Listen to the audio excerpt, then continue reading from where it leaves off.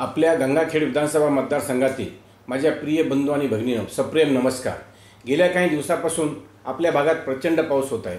अतिवृष्टीमुळे अतोनात नुकसान झाले आहे। शेती, शेतकरी, कष्टकरी आणि गावकरी सगळे चिंतेत आहेत। शेतीसह घराची पडझड झाली आहे, जनावरे वाहून गेली आहेत, संसार उपयोगी साहित्य, जीवनावश्यक वस्तूची सुद्धा नासधूस झाली आहे।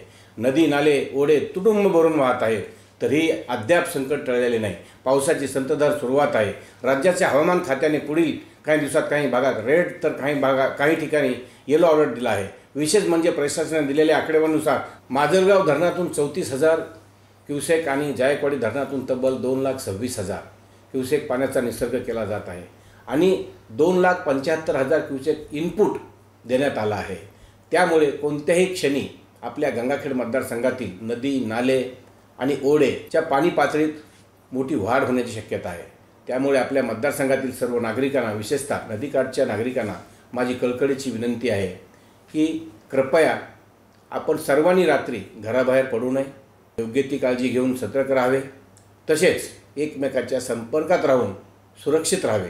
काही अडचण आल्यास किंवा धोका जाणवल्यास तातडीने स्थानिक प्रशासनाशी व माझ्याशी संपर्क साधावा। आम्ही आपल्या सेवेसाठी 24 तास कार्यरत आहोत। तसेच स्थानिक प्रशासनाने सुद्धा संभाव्य धोका लक्षात घेऊन यंत्रणा सज्ज ठेवावी अशी माझी त्यांनाही सूचना आहे। तरी सर्व नागरिकांनी काळजी घेऊन सतर्क राहावे ही आपल्या सर्वांना नम्र विनंती आहे। धन्यवाद।